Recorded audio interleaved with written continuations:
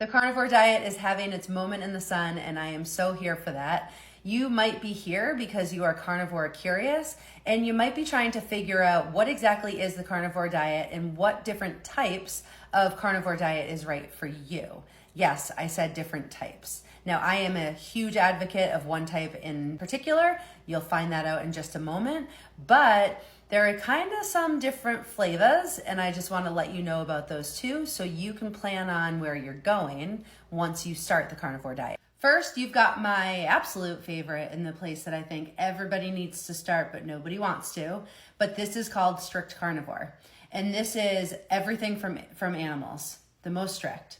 And this is meats, fats, salt, and water. This is a full elimination of plants and any irritants so that you can really take out any sort of trigger foods and heal.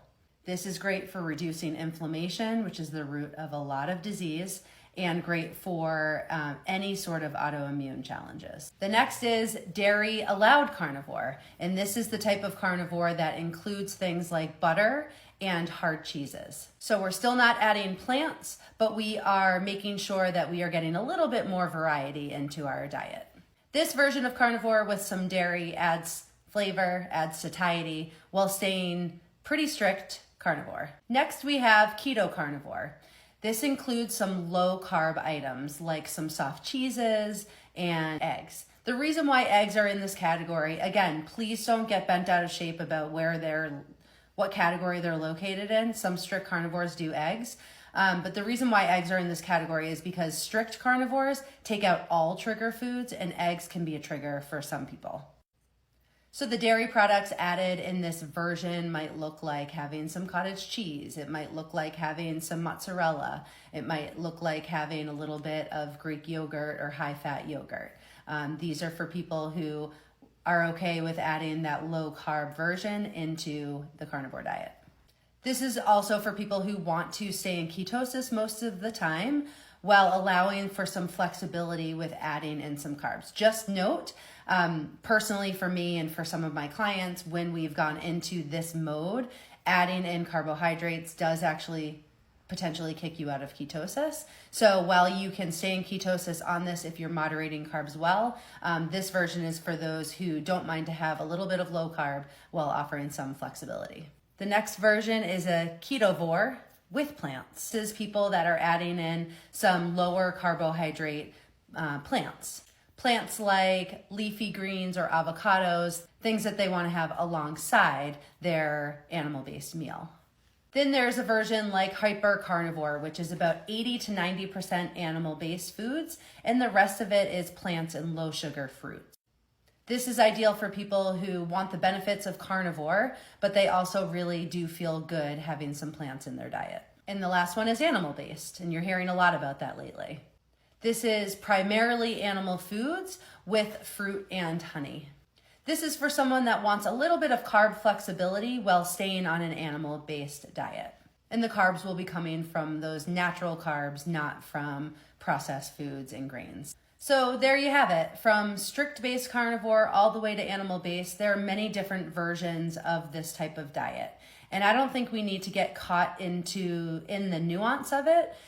I do understand why the carnivore police want to come after people who have certain things like maybe avocado, and they'll say, well, that's not carnivore. Or having things like some low sugar fruits on a carnivore diet. We lose the benefits, we lose the essence of the carnivore diet when we're adding things that are plant-based, because in essence, carnivore is not plant-based. But there are many different people here on this app, and I am in this space, and there's a lot of different versions of this diet.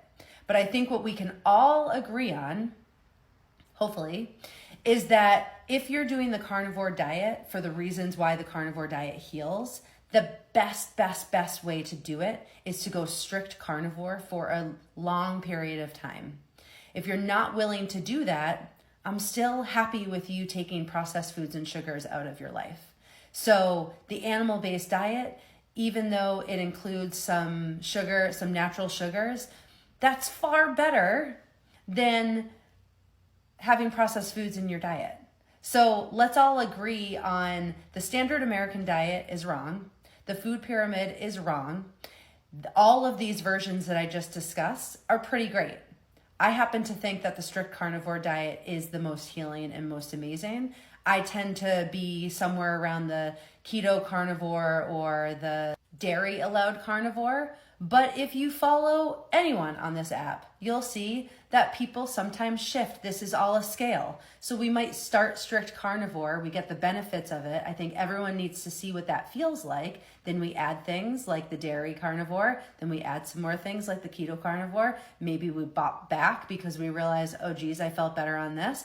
But I wanted to give this overview so that new carnivores can see how all of this comes together, because all I get are messages saying, is this allowed? Is this allowed? Is this allowed? Is this allowed? And the answer is kind of like, maybe. It depends on what you're doing this for. If you're doing it for healing, if you're doing it for histamine problems, if you're doing it for autoimmune issues, gut issues, mental health issues, if you're doing it for the real reason of carnivore, you gotta start with the strict carnivore. But if you're doing it to just clean up your diet a little bit and not lose a ton of weight, or just clean out the processed foods, get rid of seed oils, go ahead on the animal-based diet. A lot of people do lose good weight on that, and they're happy because they're keeping fruits in. But if you have liver challenges and things like that, I want you to go to strict carnivore. My goal here is to show you how many different versions of the carnivore, keto, and animal-based diets there actually are. And I'm really a champion for beginners, and I really want beginners to know that it's not as confusing as it seems. And I get a lot of messages about what is allowed, and we have to answer those, because if you're not understanding the physiology of why we do these diets, most certainly we can clear that up. But there are different versions, and so you don't necessarily need to be following all the rules. I just, as a creator, want to help you, and as a coach, I want to help you identify which is the best area for you. And I do believe that most people, strict carnivore is the best. But then you got to consider what's next after that. I don't believe I'm going to go really that much further. I think I'm going to be strict carnivore or one of the top 3 categories. But you decide for you. You might decide that this is not sustainable and you need to introduce full carbohydrates back in. You want potatoes, rice, and all those things. And you've got to decide that for you. But once you kind of, I believe that then you have more information from when you did the strict carnivore, and now you can kind of start to introduce things one at a time and know what is actually affecting your body. So I hope that helps. If there's questions, please let me know.